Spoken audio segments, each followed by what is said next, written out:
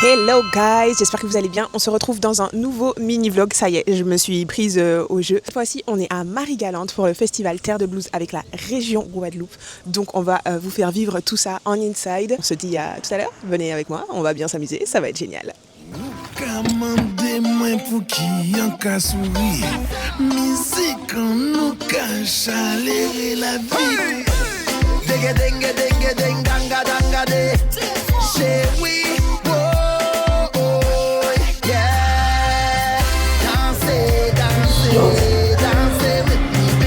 Laisse-moi monter sur la balance de là où on pèse la canne pour voir. Quoi? Voilà les gars, on a fait un petit tour de Marie-Galante aujourd'hui, c'était grave sympa. Je vais me poser tranquillement avant de me préparer pour aller au festival ce soir. Demain matin, on attaque. Bisous!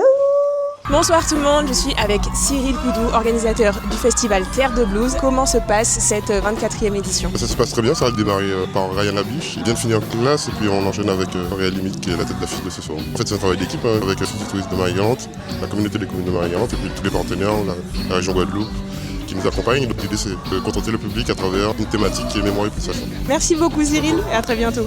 Jour 2 de ce festival Terre de Blues.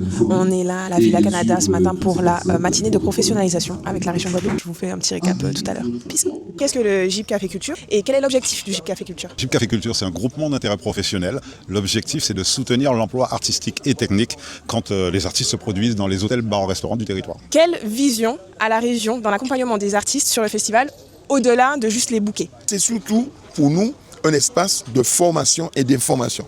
Informer les artistes de leurs droits, informer les artistes des capacités qu'ils ont de pouvoir faire des demandes à la région pour pouvoir structurer leurs projets, qu'on puisse les accompagner, les financer. C'est plus de la vulgarisation de la culture, c'est de la professionnalisation. Quel est le rôle de la DAC au niveau de l'accompagnement des festivals face aux enjeux climatiques? Nous avons un rôle de sensibilisation pour les sensibiliser au dérèglement climatique. On a notamment un plan d'action qui s'appelle le CACT avec des objectifs très simples à mettre en place. L'idée plutôt c'est de les inciter à avoir le bon réflexe à travers des petits gestes.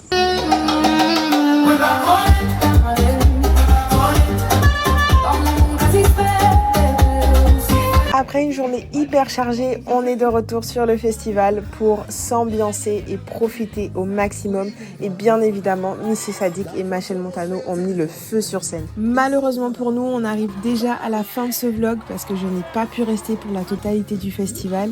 Mais retenez une chose, Terre de Blues, c'est 4 jours.